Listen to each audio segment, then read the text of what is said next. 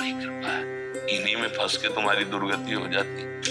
मैं यही सोच के मैं चला आया। हाँ नहीं, हम जो बता रहे हैं आपके लिए पॉजिटिव, पुत्र में, पत्नी में, परिवार में, घर में, संपत्ति में, इसी में फंस करके जीव भगवान को भूल जाता है। तुम्हारे ऊपर बड़ी कृपा है। जिनको छोड़ना चाहिए था उन्होंने तुम्हें ठुकरा दिया। अब अगर राधा राधा जप पाओ और भगवान के आश्रित हो जाओ तो तुम्हारा जीवन सफल हो जाए। मुझे नंगा छोड़ के चले आए, वहाँ पे लोग चिंपति भी नहीं, आपको रोना नहीं, चप्पल भी नहीं था, पैसे भी नहीं थे। नहीं, आपको रोना नहीं है, आपको हंसना है। संसार का दृश्य देख के हंसना है। ये देखो, इनको मैंने पुत्र माना, इनके लिए जीवन अर्पित किया। इसीलिए हम जब कहते हैं ना कभी कभी कोई किसी का नहीं, देखो एक पिता है, इसने क्या क्या नहीं अपने संतान के लिए की होगी। और सरकारी किस डिपार्टमेंट में, पुलिस में इंस्पेक्टर थे। हाँ, तो आप विचार करो, आपने सब कुछ किया, इसके बाद परिणाम ये आया है, तो आपको अब चिंता नहीं करनी। एक डिपार्टमेंट है हरि शरणम, हरि शरणम, वो बहुत प्यार करते हैं, वो बहुत प्यार करते हैं। आप दुखी मत होइए, रोना मिट जाएगा यदि हरि को आपने हमें तो लगता बड़ी कृपा हो। सही होता है, बड़ी जहां से छूटना कठिन था उन लोगों ने ठुकरा दिया। पर मन की बुरी दशा ये है कि अगर इनसे हृदय से पूछा जाए कि आप क्या चाहोगे, तो ये कहेंगे यही आशीर्वाद दे दो कि बच्चे मुझे प्यार करने लगे, मुझे संसार प्यार कर ले। ये मन की अंदर छुपी हुई बात है कि एक बार मुझे फिर उस संसार में प्यार, नहीं तो अब रोने की जरूरत नहीं। ये जो रोए ना, अब रोने की जरूरत, तो बात सा है, तेरा संसारिक कर्तव्य निपट गया, चल भगवान के मार्ग में। चौथी अवस्था है, वो सबका भरण पोषण करता है, वो भरण पोषण करने वाला है। देखो, भगवान का जब आश्रय लोगे ना तो इन बातों पे तुम्हें हंसी आएगी एक दिन, यार मैं कहाँ रो रहा था, कहाँ फंसा था। कितनी भगवान की हम पर कृपा है कि हमें जो छोड़ना था भगवान ने छुड़ा दिया।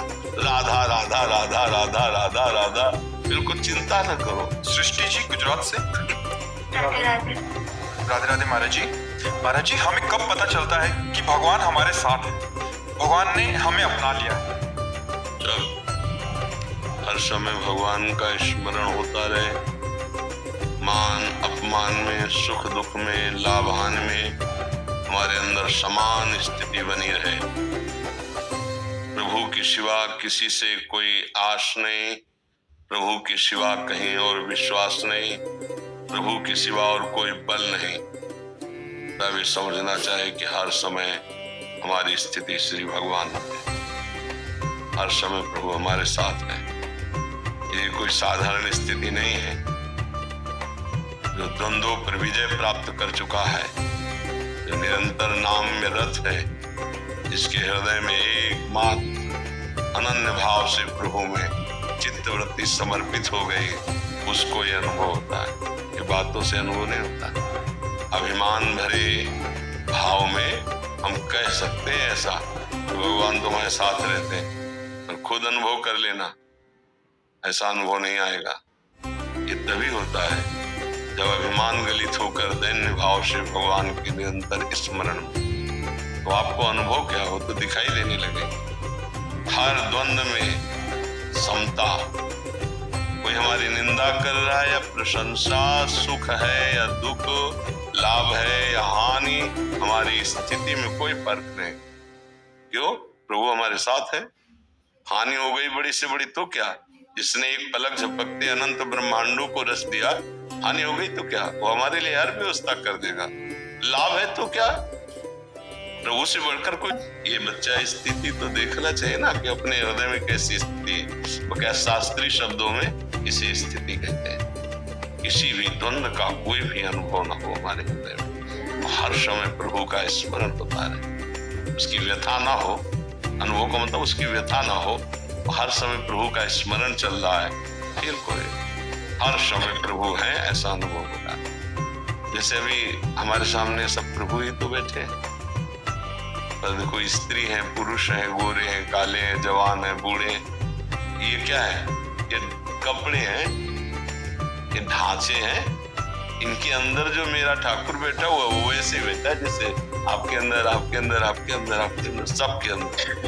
अब हम है ना अपने प्रभु के सानिध्य में। अगर हम ढांचों को देखेंगे तो फिर हम प्रभु का सानिध्य नहीं देख पाएंगे। अब सबके हृदय में प्रभु को देखना कितनी कठिन बात है। कोई अच्छा साधु महात्मा अच्छे आचरण वाला है, उसमें तुम प्रभु की भावना कर सकते हैं, लेकिन जब कोई गाली देता है, प्रतिकूल व्यवहार करता है, गंदा आचरण करते दिखाई देता है, भला उसमें प्रभु की भावना कैसे कर सकते हैं? नहीं होगी ना। करते दिखाई देता है, भला उसमें प्रभु की भावना कैसे कर सकते हैं? नहीं होगी ना। यही सम विद्या विनय संपन्ने ब्राह्मणे गविहस्तनी स्वनिचय सुपाके चा पंडिता समदर्शिना। अब जैसे हम बुरे आचरण करने वाले में बहुत मुश्किल पड़ेगा ये सोचना किसमें भगवान है, ऐसा लगे ना। जैसे बिजली के द्वारा हमारा जीवन चलता है, तो लाइट में हम कह सकते हैं बिजली है, सुखद है ना। एसी में बिजली है, सुखद है ना। लेकिन गड़ासे में, उसमें भी बिजली है। अगर छू जाए तो देखो आदमी को जला देती, मार देती, और उसमें भी बिजली है। जो सुख प्रदान करने वाली है वही दुख प्रदान करने वाली है। जो जीवनी शक्ति है, जीवन दे रही है, जल भी इसी से मिल रहा है, बड़ी बड़ी चलती है, बड़ी बड़ी खाद्य सामग्रियां प्रकट हो रही। अगर बिजली से पानी ना निकले तो खेत सूख जाए, तो यही जीवन नाश करने वाली भी है ना। अगर यही शीतल है तो यही बहुत हीट भी है, हीटर भी यही है।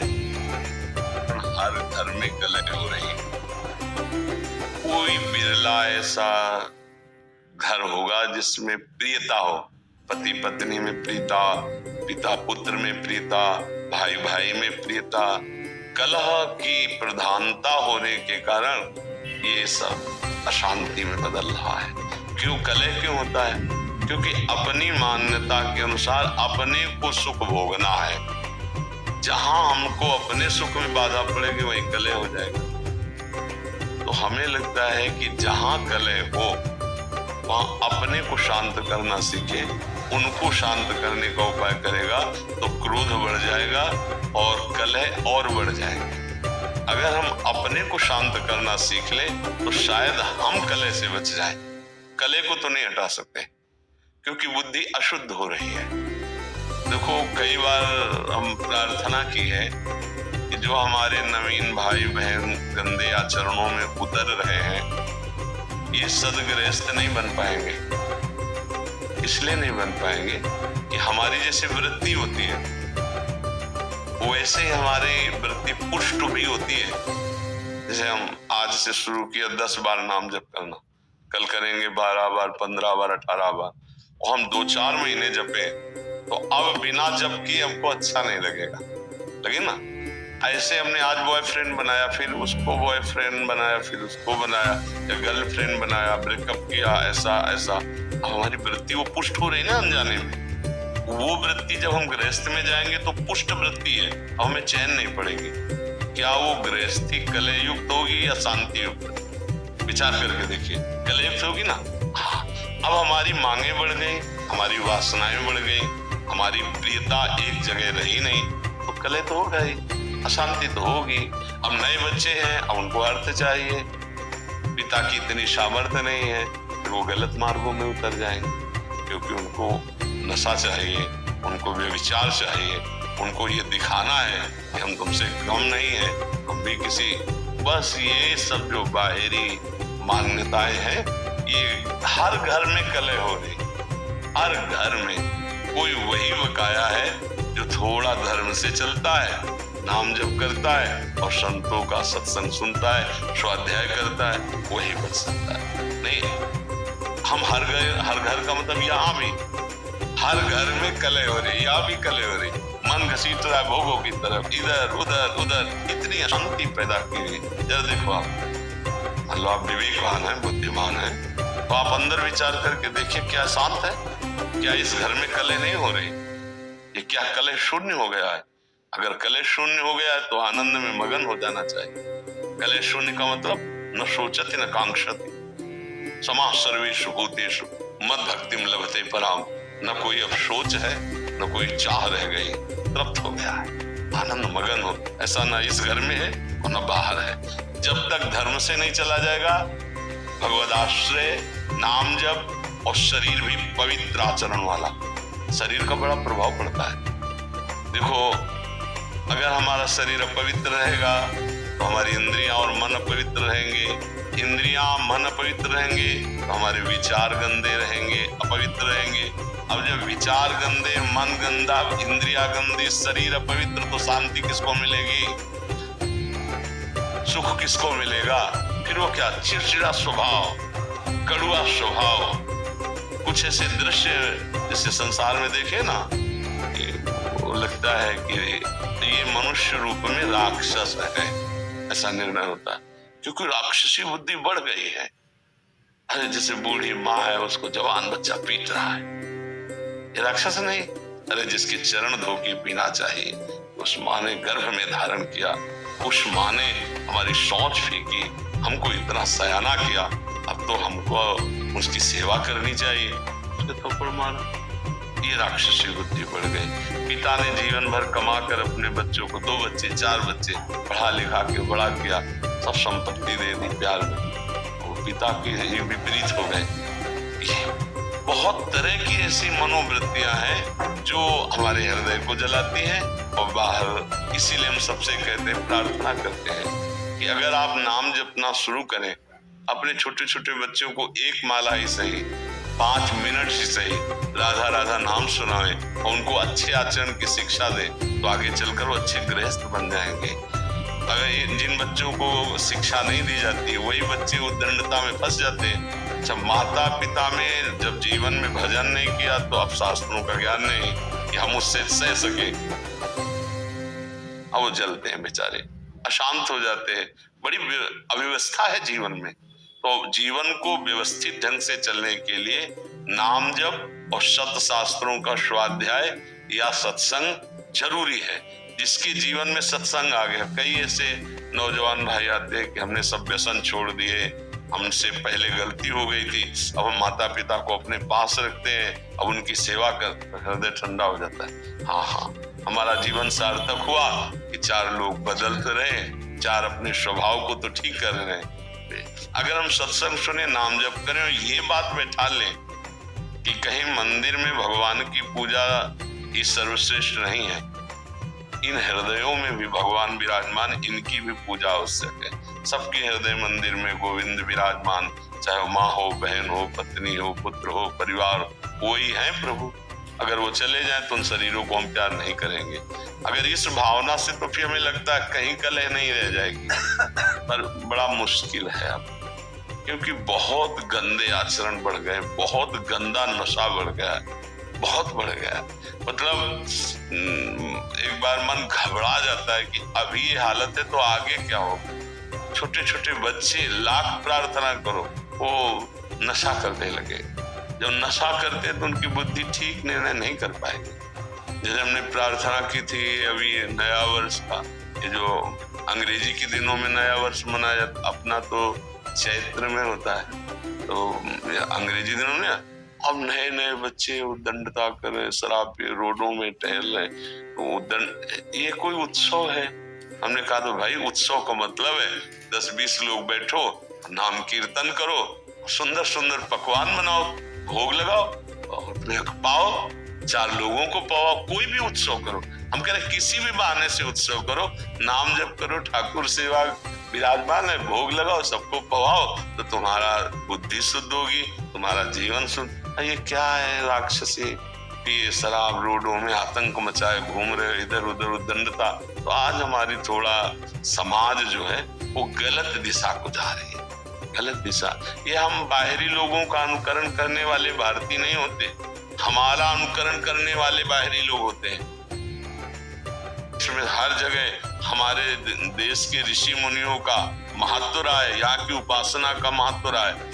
हमें ऐसा लगता है कि स्वर्ग और नरक से बढ़कर कहीं कोई और बात नहीं है। अगर मोक्ष है, परम पद है, कैवल्य पद है, तो भारत के ही ब्रह्म ऋषियों के द्वारा शोध की हुई बात है, नहीं तो नरक और स्वर्ग से बढ़कर कोई बात नहीं। जहाँ देखो तो नरक की बात या स्वर्ग की बात, ऐसा कुछ लगता है। ज्यादा तो हम पढ़े नहीं अन्य धर्म ग्रंथों को, लेकिन बातचीत से लगता है सच्चिदानंद परम तत्व में मुक्त हो जाना या भगवत प्रेम तत्व बोध, ये बात यहीं की ऋषि की होगी। भारतीय कोई ऋषि अगर बाहर गया है तो भले मोक्ष की बात हो, योग की बात हो, अन्यथा स्वर्ग नरक की बात रहे। तो हम भारतीय हैं, हमारा अनुकरण दूसरे करें ये बात तो ठीक है, लेकिन हम दूसरों का अनुकरण करके भ्रष्ट हो ये बात ठीक नहीं। जिनके घरों में ये सब होता है, मांस खाना, मदिरा पीना और ये, तो फिर वो घरों में विघ्न ही विघ्न रहेगा, पक्का समझो। और जिनके घरों में 10 मिनट भगवान नाम कीर्तन होता है, ठाकुर विराजमान, आरती होती है, तो निश्चित समझो हम मान सकते हैं कि कुछ समय के लिए उनके पास धन ज्यादा ना हो, दुख भरी समस्या ऐसी दिखाई दे, लेकिन वो उनका कुल पवित्र होगा, उनका हृदय शांत होगा। एक दिन वो दीपक की तरह जलेंगे और बहुत आगे तक जाएंगे। हम माना कि ये सब उपद्रवी हाइलोजन की तरह जलेंगे, लेकिन बहुत जल्दी फ्यूज भी हो जाएंगे, क्योंकि अधर्म ज्यादा टिकता नहीं, पापाचरण ज्यादा स्थायी नहीं रहता है। हमें लगता है भगवान का आश्रय लिया जाए और ठीक से चला जाए, नाम जप किया जाए, तो हृदय का कलह भी शांत हो जाएगा और घर का भी कलह शांत हो जाएगा। क्यों? सर, मैं ये कहना चाह रहा हूँ कि मैंने परिवार बच्चों के लिए सब कुछ किया, नौकरी छोड़ दी परिवार बच्चों के लिए। 6 साल पहले नौकरी छोड़ दी, गवर्नमेंट जॉब तो छोड़ दिया, बच्चों की सेवा करने में लगा रहा। पर साल भर से आज 3-4 साल से घर में इतना कला, इतना मार पिटाई, हम ही को ही मारते पीटते रहते हैं। घर ही छोड़ दिया हमने, पत्नी बच्चों सब दिल्ली में हम छोड़ दिया। हम वृंदावन, केरला से आए, हम वृंदावन में केरला नौकरी करते थे, छोड़ दिए। और हम अब और कहीं प्रभु से और कहीं मुझे जाना भी नहीं। इतना मार पिटाई, गला तो दबाया मेरा, इतनी बार दबाया गला, सब कुछ दे दिया उनको। ये केवल आपका विषय नहीं है, ये लाखों पिता का विषय है, लाखों लोगों का विषय है। तो मतलब पढ़ाया था वो लोग, इस बार नौकरी पा गए, वो लोग सब कुछ पा गए। वो वैसे हमने सब वर्णन कर दिया है, अभी आपने सब सुना है कि सब, तो प्रभु आपका दुख नहीं है, लाखों का दुख है। वैसे बड़ी कृपा है, हम आपको बताएं।